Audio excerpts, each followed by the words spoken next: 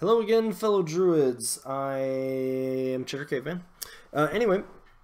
One of the things that I've been doing lately is kind of going back through and addressing, hitting some of the model/units that I have reviewed, but I think is pertinent to re-reviewing. Some of them are probably going to be a little bit more centered around warlocks, but certainly other pertinent things. We may do more of that, like when the Tharn CAD comes out as well. We'll certainly hit up all the changes there, but you know, we may review some of the models that aren't changing as part of that or something. So, and things maybe how they fit. But for now, there's definitely been a shift in the meta. There's been a shift in what circle players are playing, and I kind of want to revisit some of the, it won't be everything, but some of the relevant things. So in this episode, I want to talk about Baldur the Stonesoul, who's Baldur 2, and go over him again. So as I mentioned, he's Baldur the Stonesoul. He's a circle black-clad warlock.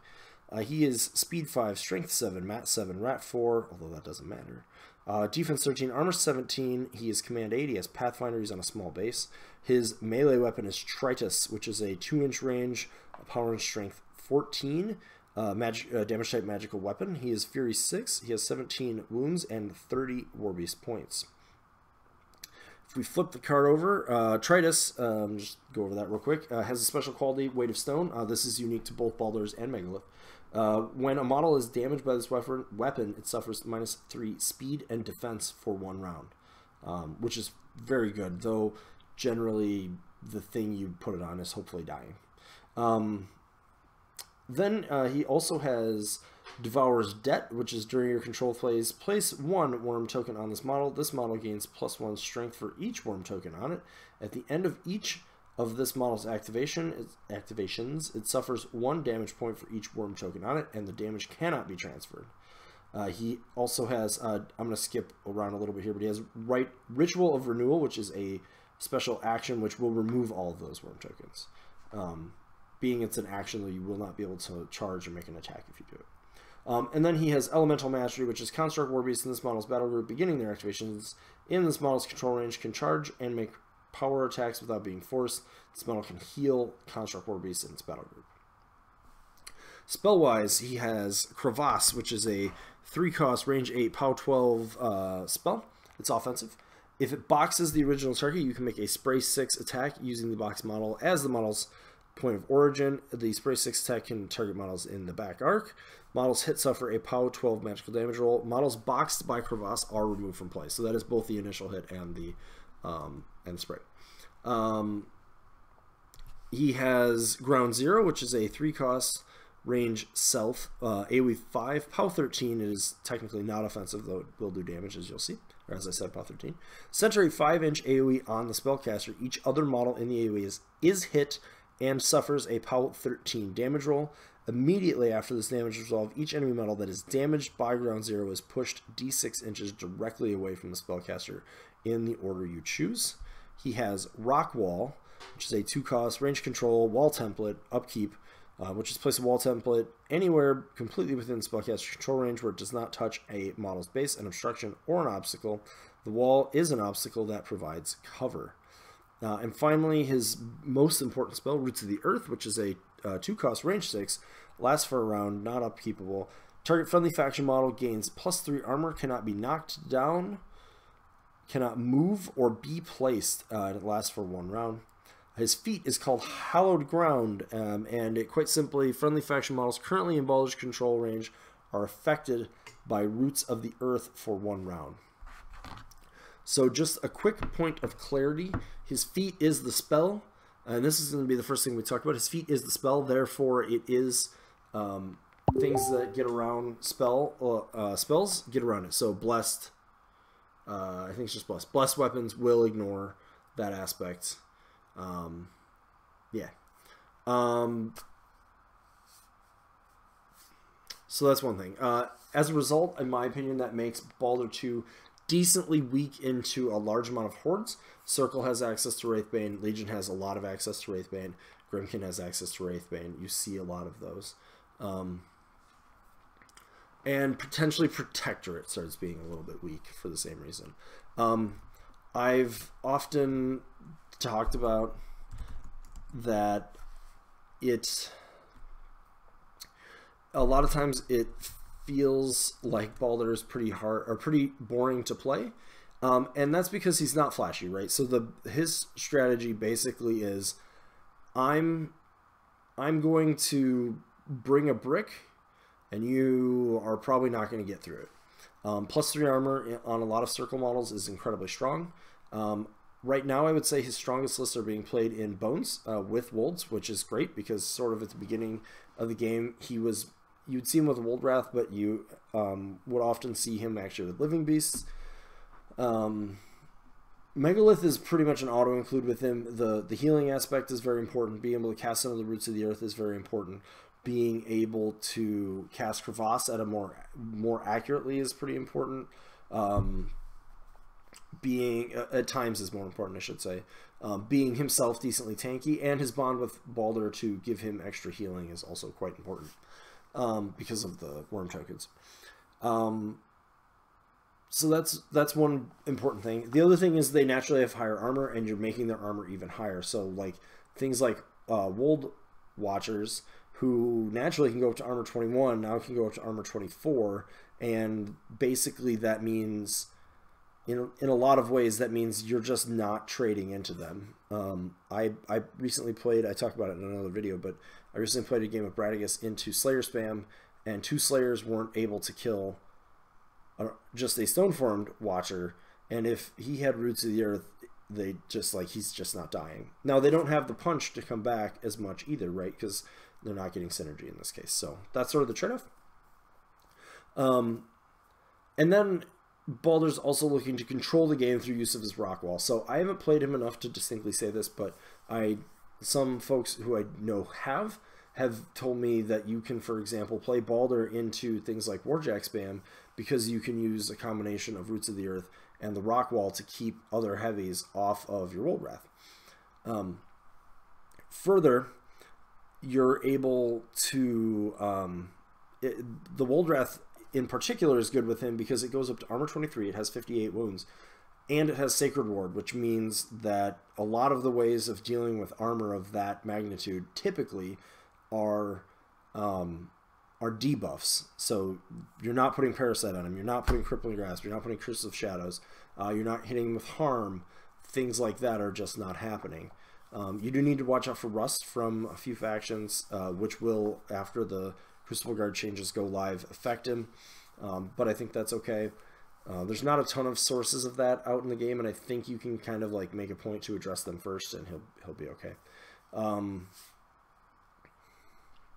Baldur's spell can't be purified, which is great. The rock wall can be, but not the roots.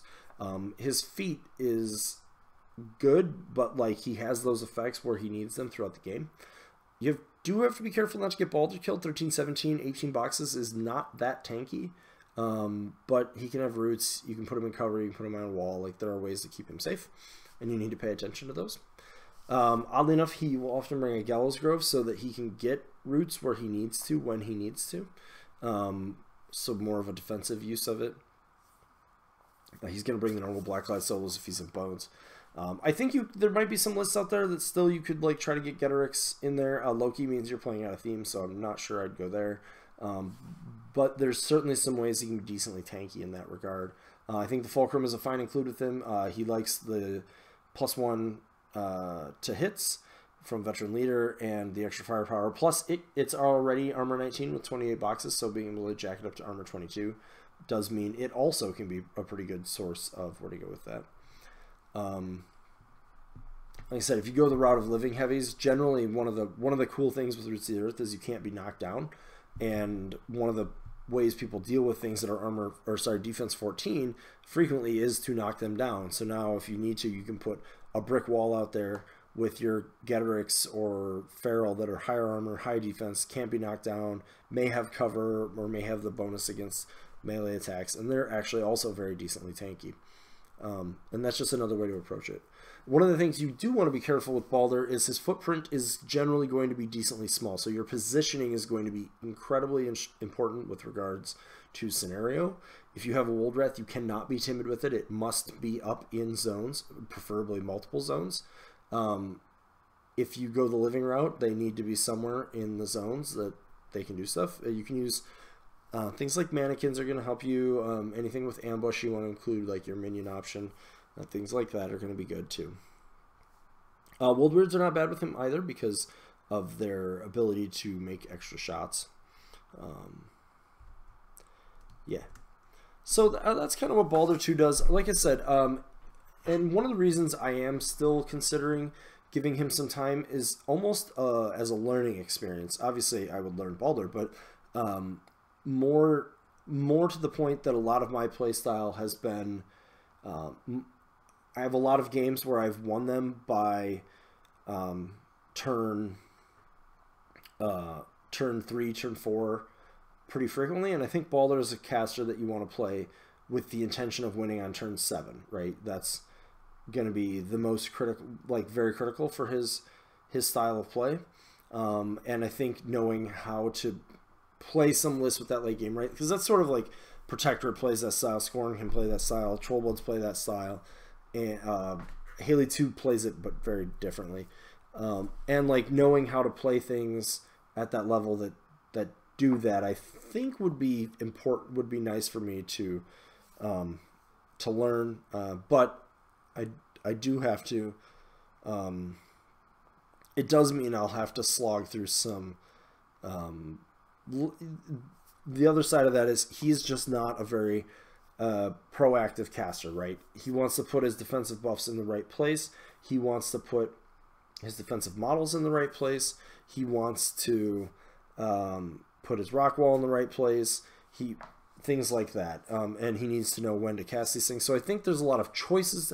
He reminds me a lot of. I think Haley 3 is like this, right? Like she has a lot of choices to make. None of the things she does are particularly hard to establish, right? Like there's some tricky positioning, which applies here too.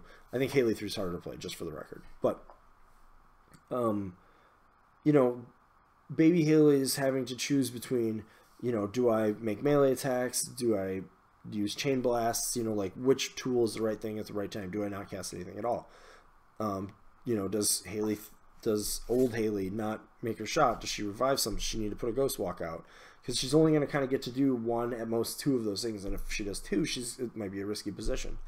When she feats, like, you know, the feat is good and gives her more spells, but if you're playing for turn 7, like what turn is the right turn to have that feat? Because it's only going to be 1, and then you have to go back to making those decisions. So things of that nature. And then obviously just being very patient, and that's not necessarily something that I have yet learned to do, so I'm considering playing some games to do that. But I think these are all considerations with him. Things of note, like I said, he can be surprisingly good into Crix, primarily due to Crevasse, which has RFP. Also due to Sacred Ward on the Woldwrath, as mentioned. You're also there's magic weapons throughout the list, things like that. So those things are all pretty important to how he plays. Also, just to keep in mind with those worm tokens, Baldur can actually be incredibly dangerous late game. It's certainly possible that by even with 4 tokens by turn 4, he's swinging at POW 18. And that means with a charge and a couple attacks, he may just drop something, or he may weaken it to the point that you could send in something softer to kind of finish it off.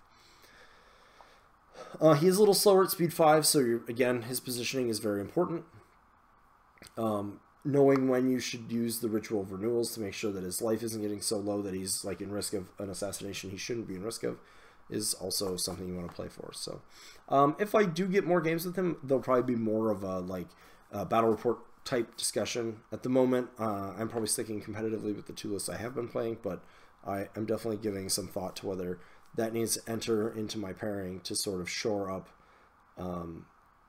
if it can shore up some of the Jack spam lists that I've been having trouble with, while also still being a strong drop into something like Signar.